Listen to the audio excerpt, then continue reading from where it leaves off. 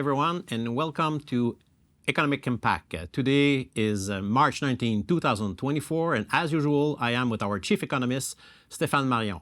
Hello, Stéfane. Morning, Denis. Good morning. Well, another month, same story. Equity are still doing very, very well, but not only in the U.S. right now. Yeah, another month, another record, and you can see it's not solely driven by the U.S. right now. The blue line is the overall equity markets, global. The red line is excluding the U.S. So it seems like people are interested buying something cheaper elsewhere, so therefore they're buying other countries' stocks, and it's moving the needle higher for equity markets.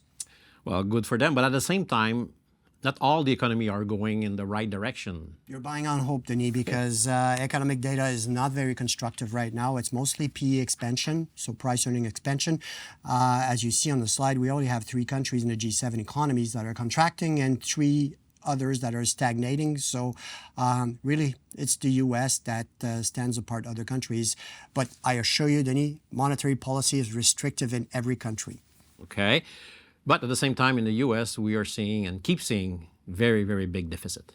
Yeah, so if you're asking me why the U.S. is doing so much better than other countries, because I had not forecast unprecedented government deficits in the U.S., Denis. Running at roughly 6% of GDP right now, it's unprecedented to see this type of fiscal stimulus at this point in the cycle. So were it not for government, I assure you the U.S. economy would be much weaker than it is right now. Yeah, and we are in an election year. That means that they may stay like that for a while. Yes, but it depends what the impact will be also on interest rates down the road if you de-anchor inflation expectations because of massive deficits in the U.S. Yeah. And at the same time, we're seeing a contraction in employment, which is kind of unusual because, you know, we are having so big deficit, we should create more job. But even if the jobless rate is at 4% or so, we're creating less and less job. The impact on the private sector coming from restrictive monetary policies, particularly small businesses, Denis. So if you look at full-time employment in the U.S., it's been stagnation for the past 12 months. So corporations, in order to salvage their guidance on profit margin expansion, are forced to reassess their needs on the labor market, and therefore they have opted to hire people part-time nowadays as opposed to hiring them full-time. And that speaks to me to a potential deceleration in the U.S. economy in the months ahead. And we're going back in history, and you're bringing back the bank problem that we have in the regional bank last year. And the next slide, I think, showing that we should be concerned now. There is stress in the private sector. If you don't hire people full-time, should you be surprised that we're seeing delinquency rates on the rise for consumer loans and credit card loans, which, by the way, are higher than they were at the height of the global financial crisis in 2008, 2009. So that speaks to me, Denis, in saying that, you know what? Yes, the consensus is expecting a soft landing for the U.S. economy. Perhaps that will happen, but that's not our baseline scenario because we view this stress as symptomatic of significant deceleration to come in the U.S., notwithstanding massive government support at this point in time. I still think we're going to see significant economic slowdown, and therefore you'll be forced to reassess your profit expectations. Okay, then maybe on a better note or not, if we're coming back in Canada on the employment sector, Denis, how does it look? No, but I want inflation to come down. But if you want inflation to come down, you got to slow the private sector. So it's slowing in the U.S., so let's not be surprised, but let's be prudent on equity exposures at this point in the cycle. So in Canada, not much better, Denis. Restrictive monetary policy is impacting the private sector, and you can see on this slide that it's been stagnating for the past 6 months. So were it not for public sector employment, labor markets would be much weaker than what we've seen so far in Canada. At the same time, we're not investing enough in the Canadian economy.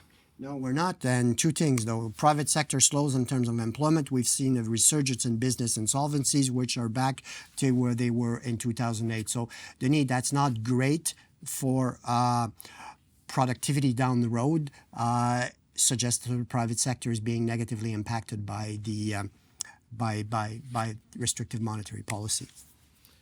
And if we're coming back to the GDP versus the U.S. in terms of PPP, how do we look? Well, first of all, on productivity, we're not doing well at all. So that's a reflection of what you said. We need to attract investment in this country.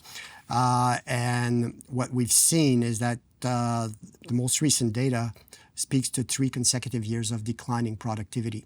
So what that says, Denis, is that in order to get the economy to do better in the months ahead, we need to attract investments.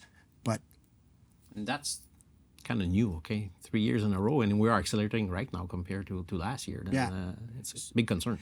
it's unprecedented, and if you don't have good productivity, it will be reflected in earnings expectations and will be reflected in the relative performance of equity markets around the world. So we're definitely not doing well, and it's a reflection also of what you see, this discount of the S&P TSX relative to the S&P 500 is investors, whether they are Canadian or foreign, are shunning the Canadian market right now. So as the data on productivity was published, Statistics Canada also showed that for the first time since 2007, both foreign and domestic investors were taking some of their marbles out of the Canadian market. So therefore, that explains the relative underperformance of the Canadian economy. So basically, it's really important on the next federal budget, Denis, that the federal government comes up and with a more business-friendly environment to encourage institutional investors to bring back investment to this country. We need a more business-friendly environment in this country. And it's even worse when you compare to the U.S. Oh, if you don't want to do that, Denis, then we're just going to get, if we don't do anything, we're going to get this continued deterioration on the relative standard of living between us and the U.S. So per capita GDP in Canada, which used to be 82% of the U.S. right now, is down to 76%. So we're earning, 1 quarter less than what the Americans are earning right now just because of this deterioration in productivity, which is symptomatic of lack of business investment in this country. And this is why we need this next federal budget to be more business friendly to attract investment to the country. Last but not least, our one of our favorite subject, inflation, and we have a very fresh number this morning. Yeah, how does it look? It just came out, Denis. So